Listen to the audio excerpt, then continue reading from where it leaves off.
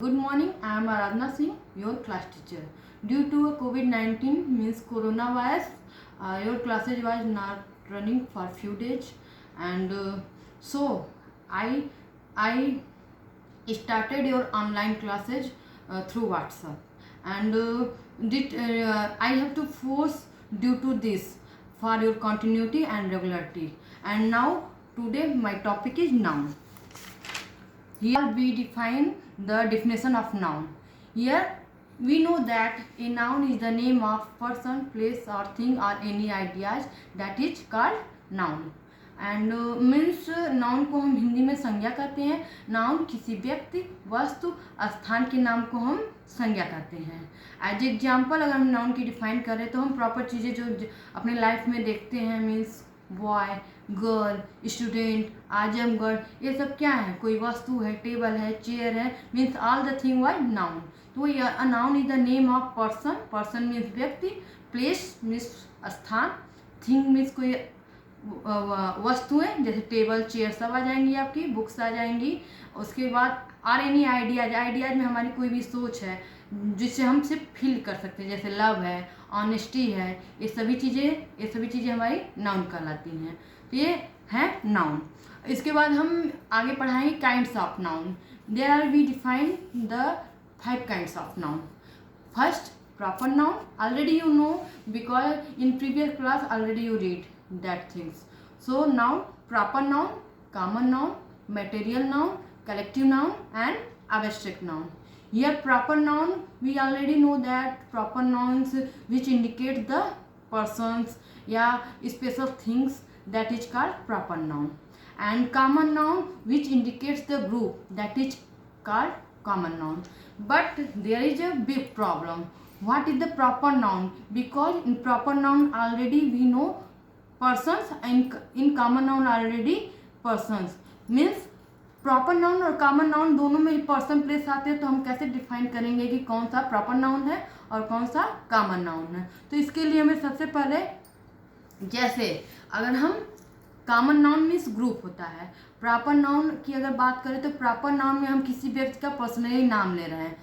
Proper noun में हम जान रहे किसी व्यक्ति वस्तु का नाम आता है. तो किसी चीज़ का नाम मीन्स अगर राम श्याम, किसी बुक का नाम एज ए इंग्लिश बोल रहे हैं, रामायण की बुक बोल रहे हैं, ये सभी चीज़ें आपकी प्रॉपर नाउन में आएंगी. मीन्स ये तो आपका प्रॉपर नाउन हो जाएगा. लेकिन अगर कॉमन नाउन की हम बात करें तो कॉमन नाउन में बॉय, गर्ल एक कॉमन नाउन में आएंगे. मीन्स यहाँ अगर बॉय में सभी लड़के आ जाएंगे तो कॉमन नाउन. और किसी लड़के का हम नाम बोल रहे हैं स्पेशली राम श्याम तो प्रॉपर नाउन में आ जाएगा. इसी तरह बुक्स बोल रहे हैं तो सारी किताबें आ जाएंगी तो कॉमन नाउन में आएंगी. लेकिन अगर स्पेशली हम किसी बुक्स के नेम बता रहे हैं जैसे रामायण, महाभारत, गीता आदि बुक का नेम बोल रहे हैं वो प्रॉपर नाउन में आएगा.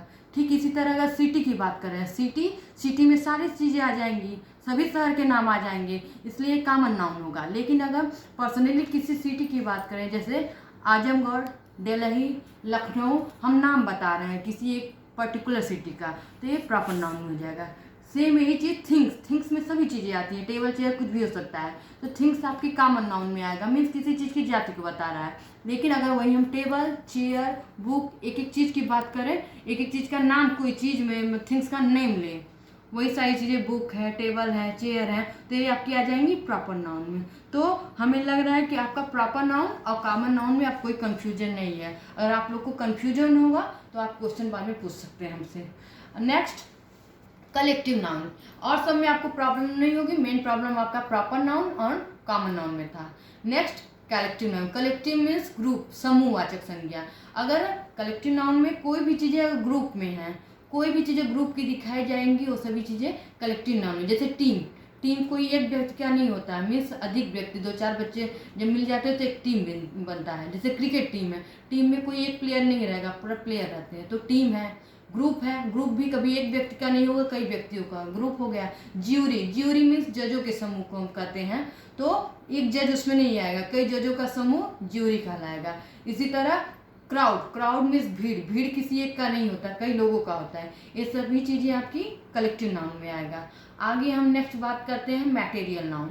मटेरियल नाउन में जितने भी लिक्विड चीज़ें हैं जैसे मिल्क, वाटर, ये सभी चीज़ें मटेरियल. इसके अलावा आयरन धातु जो है आपके मेटल्स होते हैं ना, iron silver gold, iron silver gold, ये 3 चीज़ें और भी हैं जो मटेरियल नाउन में आपकी काउंट की जाती हैं।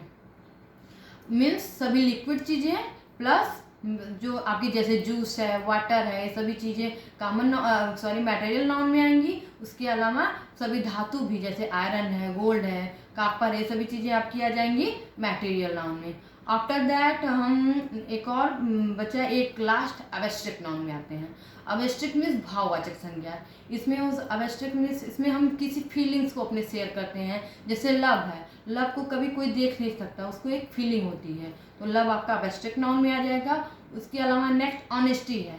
ऑनेस्टी, ऑनेस्ट पर्सन को हम देख सकते हैं। ऑनेस्टी मीन्स ईमानदारी को कभी कोई देखता नहीं है, वो किसी व्यक्ति में होती है। इसलिए ऑनेस्टी भी एक भावना होती है कि वो ऑनेस्ट है। ऑनेस्ट पर्सन हो सकता है, पर हम ऑनेस्टी को वो इनविजिबल है, उसे देखा नहीं दे सकता, तो ऑनेस्टी भी आपकी अवेस्ट्रिक नाउन में आ जाएगी। इस तरह जो भी चीज़ें हैं, अगली, ब्यूटी, ये सभी चीज़ें हैं सिर्फ फील की जाती हैं, देखी नहीं रहती, ये सभी चीज़ें आपकी ब्यूटी में, ये सभी चीज़ें आपकी अवेस्ट्रिक नाउन में आ जाएंगी।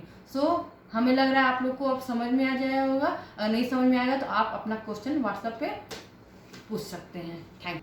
अब हमें लग रहा है एज ए थ्योरी आप लोग को ओरल समझ में आया होगा, लेकिन आप लोग को इन सभी चीज़ों के नोट्स बनाने होंगे। इसके लिए हम एज ए रिटन फॉर्म में इसको दिखा देते हैं, और सभी के नोट्स बनने होने चाहिए, क्योंकि कॉपी बनने के बाद सभी लोग अपना कॉपी का फ़ोटो क्लिक करके भेजेंगे, तभी, नहीं तो एज ए पनिशमेंट प्रभारी सर या प्रिंसिपल मैम आपके गार्जियन से बात करेंगे।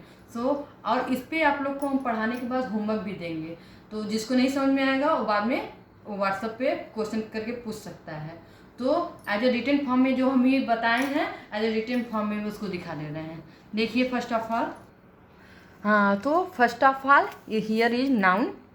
Here noun definition: a noun is the name of person, place, thing or any idea that is called noun. Here kinds of noun means here 5 kinds of noun: proper noun, common noun, collective noun, material noun and abstract noun. First, proper noun, we already talk about that this indicate to the exact person, place or thing, means किसी विशेष व्यक्ति, वस्तु, स्थान को दिखाता है। जैसे कि हम ऑलरेडी बता चुके हैं आप लोग को कि राम, श्याम, सीता, आजमगढ़, रामायण, गीता।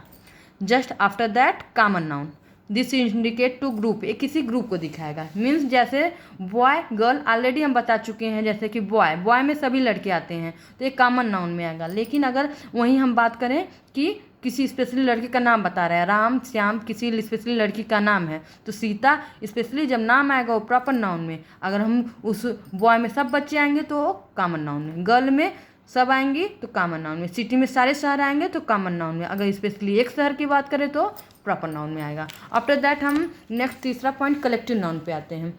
कलेक्टिव में ऑलरेडी हम बता चुके हैं, समूहवाचक, कलेक्ट मतलब इकट्ठा करना, उसी से कलेक्टिव बना है, मीन्स समूहवाचक संज्ञा। इसमें कोई भी ग्रुप शो करेगा, जैसे कि ग्रुप ऑलरेडी बताया, ग्रुप में 1-2 लोग नहीं रहेंगे। टीम, ज्यूरी मतलब जजों के ग्रुप कहते हैं, जजों का समूह। उसके बाद स्वार्म मतलब कि मधुमक्खी के झुंड को हम कहते हैं। हिप मतलब किसी भी चीज़ का ढेर लगा है उसको हम हिप कहेंगे। जैसे बोरे एक लाद दिए गए हैं, गेहूं का ढेर, तो उसको ढेर को हम हिप कहते हैं।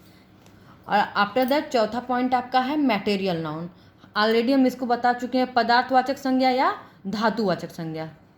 तो धातुवाचक संज्ञा, तो ये इसमें कोई मटेरियल आएंगी या कोई लिक्विड चीज़ें। फर्स्ट ऑफ ऑल मैं बताई हूँ मिल्क, वाटर, और गोल्ड में पानी, दूध, गोल्ड में सोना, लोहा और चांदी की चीज़ें आएंगी। मेटल, ये तीनों चीज़ें आपकी मेटल हो गई और ये लिक्विड में आ जाएंगे ये दोनों। उसके बाद एब्स्ट्रैक्ट नाउन, ये भाववाचक संज्ञा। भाव मतलब भावना, मीन्स फीलिंग। तो ये हमारी किसी फीलिंग को, किसी व्यक्ति के जो फीलिंग होती है उसको बताती हैं, जिसको हम कभी देख नहीं सकते, सिर्फ महसूस कर सकते हैं। जैसे लव को कोई देखता नहीं है, तो लव एक महसूस होता है, तो ये लव आपका एब्स्ट्रैक्ट नाउन हो जाएगा। उसके बाद ये है ऑनेस्टी।